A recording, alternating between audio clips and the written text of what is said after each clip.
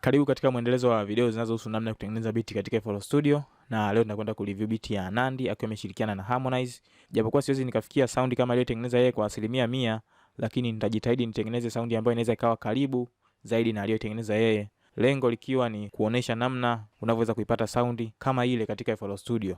So kama ndio mara ya kwanza unakutana na video zangu, basi usisahau kubonyeza alama ya kusubscribe hapo pembeni na alama notification ili kupata taarifa kila nitakapokuwa nimeupload video mpya.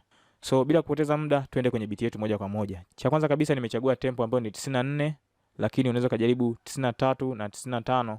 Utaangalia tempo ambayo wewe utakuwa comfortable zaidi kuitumia, lakini kwa mimi nitatumia 94. Na kitu cha kwanza kukipiga, nitaanza kupiga kwanza drums. Kwa hiyo nitakuja hapa, kama unavyoona nimeshachagua tayari drums zangu ambazo nitazitumia kwa siku ya leo. Kwa hiyo nitakliki kiki ya kwanza hapa na kiki ya pili hapa ili ni select bar kama mbili hivi. Baadaye nitakuja select step 4.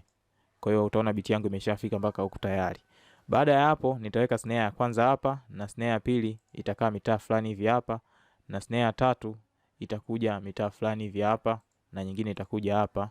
Nitarudia huu mfumo hadi huku mwishoni. Kwa hiyo nitakuja hapa, nita select piano roll, baadaye nitaselect, nitaifuta hii hapa, nitakuja kuselect hapa.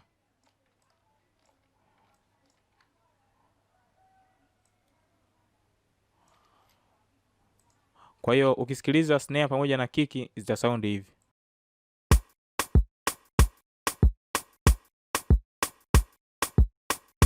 Hivyo ndio jinsi mzunguko wa kiki na snare ulivyokuwa unaenda. Kwa hiyo kingine ambacho nitakuja kufanya, nitakuja kulea baadhi ya vitu kwenye hii snare ili kuiongezea ladha fulani hivi. Kwa hiyo nitakuja copy hapa, nitakuja kupaste kwenye snare ya kwanza hii hapa, na snare ya pili hii hapa. Ya kwanza inalia hivi na ya pili inalia hivi. Kwa hiyo ukizichanganya zote kwa pamoja zita sound hivi.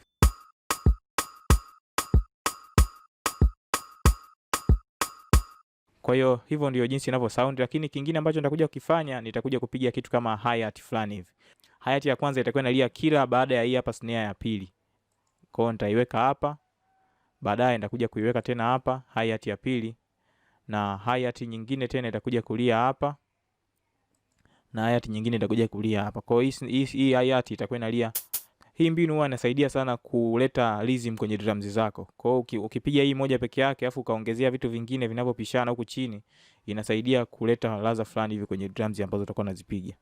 Kwa hiyo kingine ambacho nitakuja kufanya pia, nitakuja kuongezea claps. Sasa hizi claps zenyewe zitakuwa zinalia kila baada ya hii hapa ya tatu, snare ya tatu. Kwa hiyo ya kwanza, kwa hiyo claps itakuwa inalia hapa, itakuwa inalia hapa, italia hapa, italia hapa, italia tena na hapa. Hebu tusikilize kitu gani hizi mbili zimeongeza.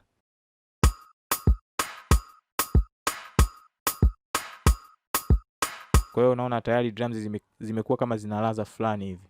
Kwa hiyo kingine ambacho nitakuja kufanya, nitakuja kuongezea hiki kidude hapa. Kwa hiyo nitakuja kupiga mita fulani hivi hapa na hapa. Nitakuja tena kupiga hapa na hapa. Baadaye tena nitakuja kupiga hapa na hapa. Lakini huku mwishoni nitakuja kuzibadilisha kidogo. Nitapiga hapa hapa na hapa. Ukisikiliza zote zitalia hivi.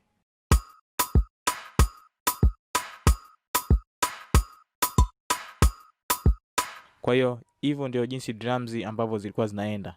Kwa hiyo nitakuja nitaziweka hapa. Baadaye nitakuja kuadd track ya pili ambayo ni hapa, na hii track nitakuja kuiweka bars kama 4 hivi. Kwa hiyo nitakachokifanya, nitakuja kwenye kodi sasa. Nitapiga G sharp minor. Kwa hiyo kodi yangu ya kwanza itakuwa mita fulani hivi hapa kwenye G sharp hapa.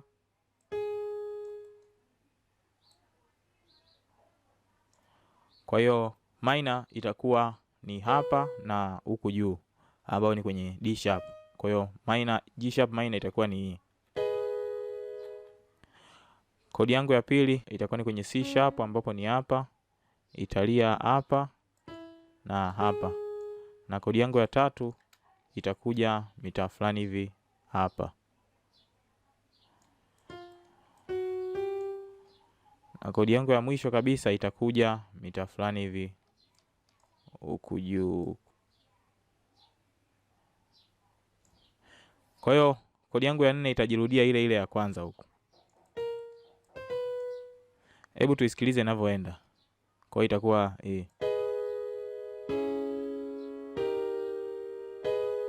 Kwa hiyo nitakuja ndaicopy, nitakuja kuipaste huku mbele.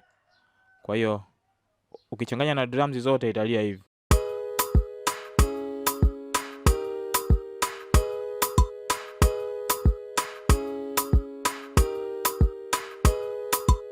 Sasa hapa kilichofanyika, hebu tujaribu kuziinvert hizi hapa. Tuinvert hii hapa. Alafu tuje tena tuinvert na hii hapa. Baadaye tuje kuinvert na hii hapa.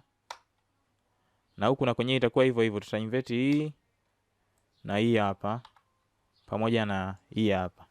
Kwa hiyo kodi yako ambayo itakuwa na sound itakuwa inalia hivi.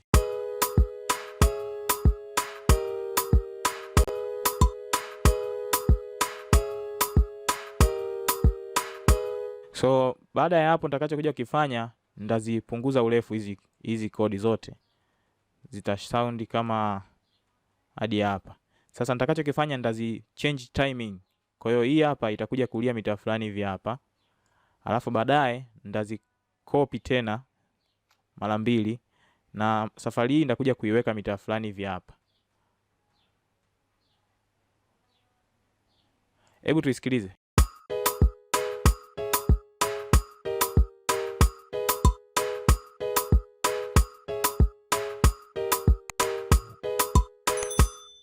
Kwa hiyo kwa sababu inalia kwenye key za juu kidogo, nitaijaribu kuishusha octave moja chini, italia hivi.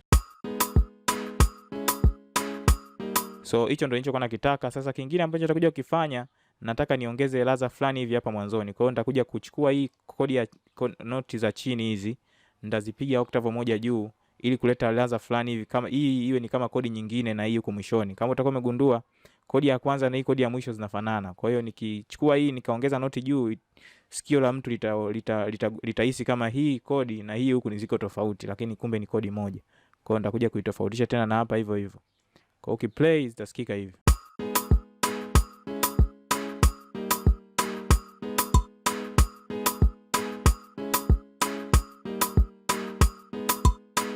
Kwa hiyo hicho ndicho kilichofanyika. Baadaye nitakuja kuicopy kodi, nitakuja kuipaste mitaa hapa kwenye hypersonic. Baadaye nitakuja tena kuichange hii hapa timing. Kwa hiyo nitakachokifanya, nitaziselect hizi zote, ndaisogeza mbele. Baadaye nitakuja kuziselect hizi za pili zote. Ili kuziselect zote unashikilia control na shift. Alafu una select zile unazotaka kuzisogeza. Kwa hiyo baadaye nitakuja kuzisogeza mpaka hapa.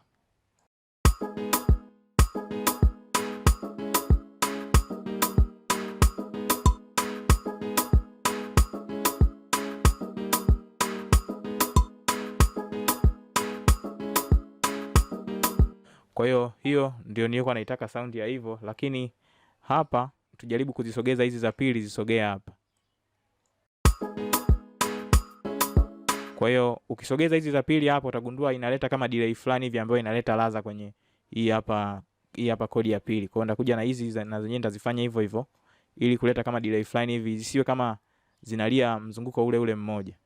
Kwa hiyo ukizisikiliza zote kwa pamoja,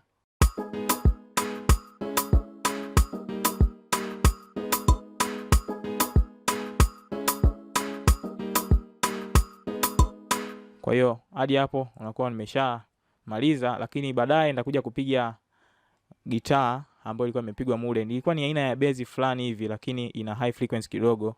Nimeshindwa kuipata gitaa ile ile, lakini nimepata gitaa ambayo inafanana zaidi na ipo kwenye Nexus. Unaweza kuipata kwenye Nexus hii hapa. Kwa hiyo nitakuja nita select piano roll. Baadaye nitaanza kupiga kwenye root note ambazo ni za bass. Kwa hiyo nitaanza kwenye G sharp hapa. Noti yangu ya kwanza itakaa kwenye G sharp, lakini ya pili itakaa hapa. Sasa hebu tusikilize tu inavyo sound.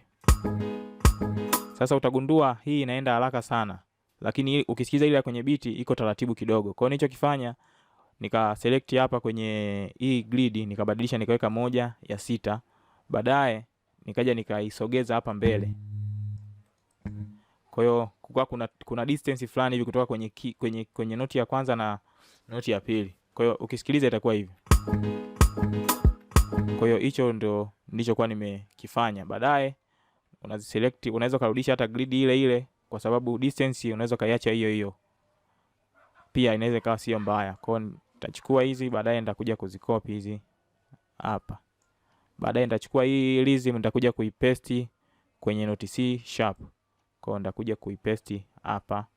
Tena nitakuja kuchukua hizi noti nitakuja kuzipaste kwenye D sharp ambayo ndio hii hapa. Na baadaye tena nitakuja kuipaste hizi noti pale pale mwanzoni zilipokuwa zimeanzia. Kwa hiyo nikiziselect zote hizi zita sound hivi.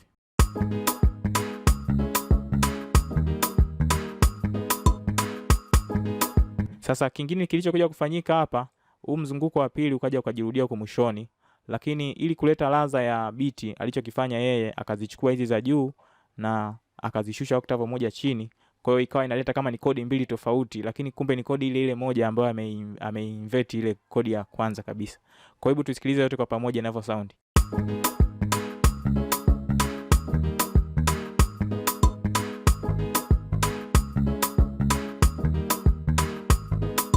Kwa hiyo utagundua unaweza kahisi kodi huko mwishoni ni kodi tofauti na mwanzo, lakini ni kodi ile ile ambayo ameitengeneza, isipokuwa ameinvert tu kwenda kwenye octave moja chini.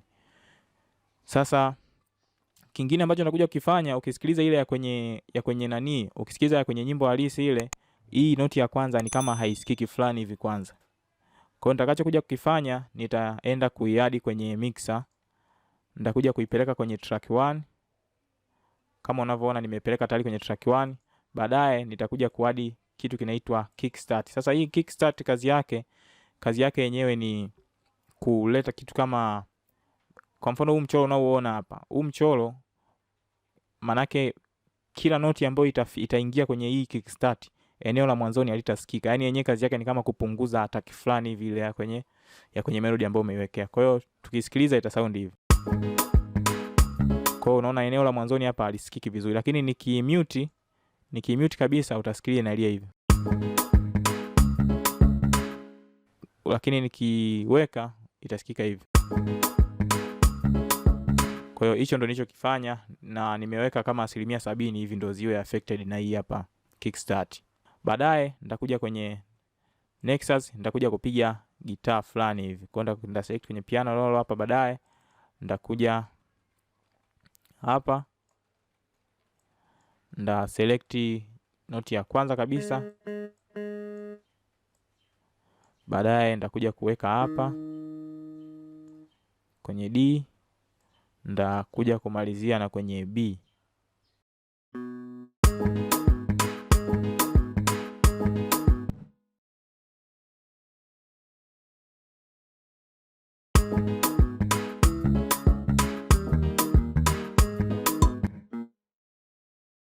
Kwa hiyo ndaziselect na hizi pia nitakuja kuzisogeza huku juu, lakini safari hii ndazipandisha octave moja juu.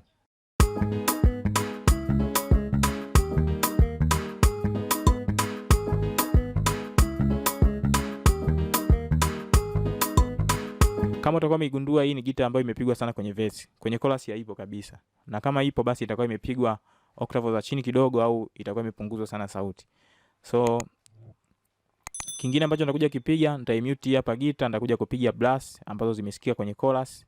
Kwa hiyo cha kwanza kabisa nitakuja kupiga kwenye noti ile ile G sharp.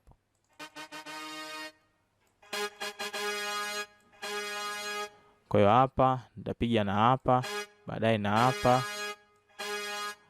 Nitakuja kuipiga tena na hapa. Sasa hizi mbili nitakuja kuzirefusha kidogo, lakini hizi mbili za mwanzo nitakuja kuzipunguza urefu kidogo. Kwa hiyo zita sound hivi.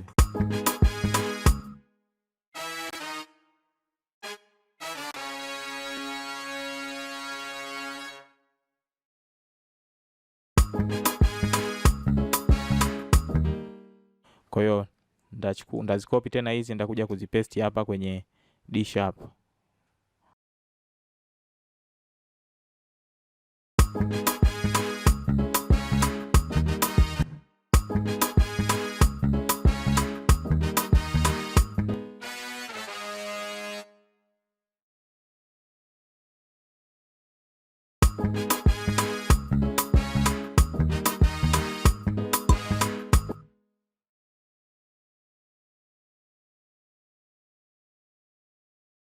Kwa hiyo hivyo ndivyo jinsi ilivyokuwa imepigwa brass. Hebu tujaribu kuishusha octave moja chini, alafu tuisikilize inavyo sound na vitu vyote kwa pamoja.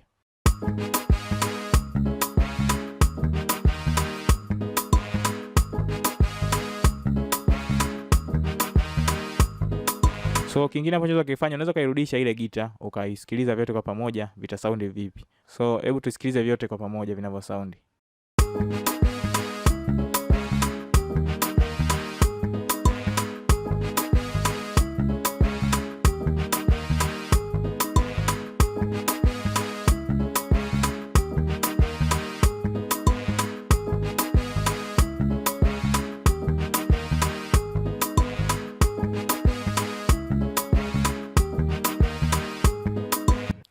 Basi kwa leo mimi niishie hapa.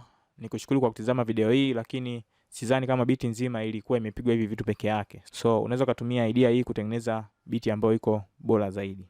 Lakini nikukumbushe, kama ndio mara ya kwanza unakutana na video zangu, usisahau kubonyeza alama ya kusubscribe hapo pembeni na alama notification ili kupata taarifa kila nitakapokuwa na upload video mpya. Thanks for watching. See you.